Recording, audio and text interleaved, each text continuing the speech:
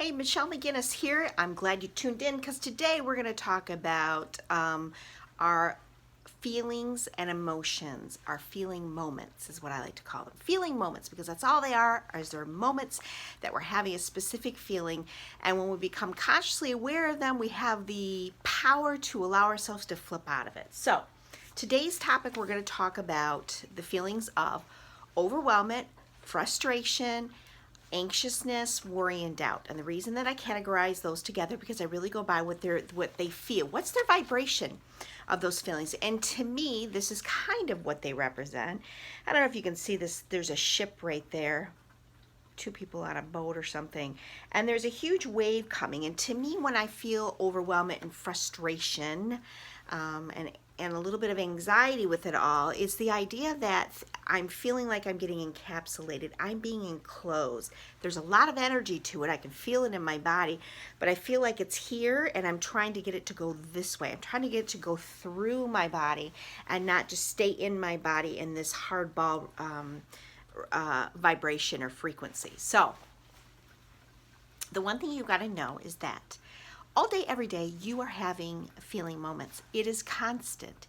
I know that a lot of times with law of attraction, people are talking about you got to get to the blissful place. You got to be in the flow, which is wonderful. And of course, that is the best place to be all the time. But we have to understand that throughout our day, we are flipping in and out of all kinds of feeling moments. And I call them moments because I don't want anyone to identify themselves as one feeling. That is not who you are, because in reality, even if you are feeling one emotion more than the rest of them in that during that day, you are still flipping in and out of, even if you're zoning out and watching TV. You're still flipping out. Let me give you an example. Let's say you're driving down the road and you're feeling really good. You're listening to some great music. You're feeling happy. Let's categorize your feeling moment as happy. Someone cuts you off. Boom, you pop into anger. You pull into a parking spot. First top-notch spot right in the lot. Hi, back to happy again. Get out of your car. You dump your coffee. Ugh, frustration. Pick up your coffee thing, walk to the car. You have you see somebody and they want to stop and have a conversation with you. Kind of neutral about it. You go into wherever you're going into. Let's say you're going into your office. You're going into your office. You sit at your desk and you see you have like 15 messages. Overwhelmment. So do you see what I'm saying? You are flipping in and out all day long. That's what you're supposed to do. You're human. That's what you're here to experience. The idea is when you flip into a feeling moment that feels a little bit more exaggerated, and you don't know how to get yourself out of it, I'm giving you a process on how to do all of that. So overwhelmment, frustration, anxious, worry, and doubt. So again, those are they still have quite a bit of movement to them, right? But they're wanting to flow and they're feeling stuck. They're feeling contained. So what I want you to do is I want you to pull out a piece of paper. And again, I'm really big about doing things, either computer typing it or on your phone typing it or writing it out, because it makes you focus. Your brain can't wander as you're trying to do a process in your mind. When you're writing it down, there's complete containment with it, and you are already in containment. So it's very easy to do when you're in this feeling place. And at the top of the page, what I want you to write down is the words totally possible. Totally possible. Do you not love that word combination? To me, it's like the best word combination ever. And then what I want you to do is I want you to sit down and write out all of the ramblings that are going on in your head. Just write them all out. And so I'm going to give you an example to kind of help you out. So I was working with somebody. She has 23 years of self-help experience. She was a social worker for many years, and she is in the process of writing a book. So she said she got to the point where she was feeling overwhelmed. I said, try using this process. So she wrote out her statements, and they were, who am I to write this book? No one's going to buy the book. My thoughts are all over the place. There's no like rhyme or reason. I'm not sure. And I'm spending so much valuable time on it.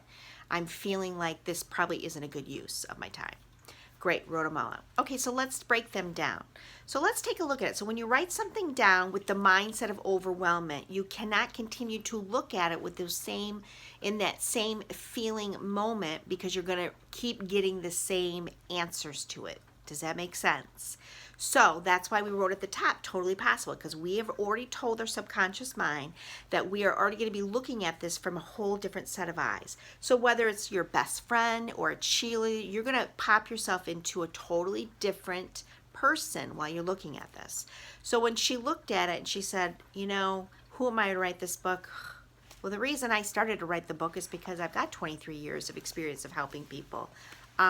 So I guess I do have stories and examples and things that I know I can help people with. Okay, so write that down. Okay, it's totally possible that my 23 years of experience in this field will make of a good book. I said, okay, and then how did that feel? Well, it kind of took me out of feeling overwhelmed in that split second, and I was feeling a little bit more, I don't know, a little bit more hopeful. I was hopeful. Okay, great. That's where we want you to be, because you cannot solve a problem or a situation in the same feeling place that it was created.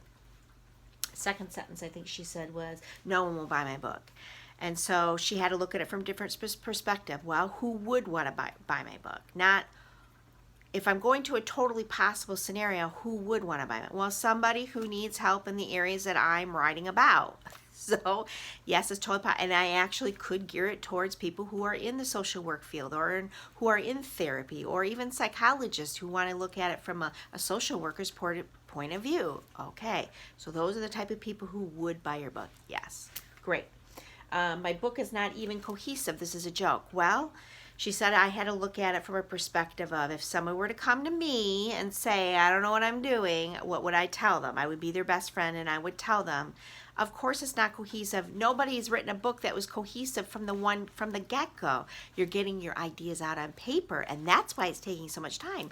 But then as she started going on this totally possible thing, she said, and the best thing that came out of it is I realized that just by me taking the time to write out the book and getting it more cohesive was helping her in her work, because it gave her cohesiveness and deeper understanding of what she was teaching. So she said actually the time was causing her work to be much better influence on her clients.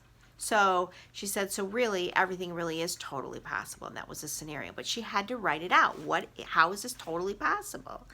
And so try this when you're in overwhelmment or frustration or worry or doubt. It's a great way because, first of all, your feeling moment that took you there wants to be recognized. It's okay to recognize that you're feeling overwhelmed or doubtful.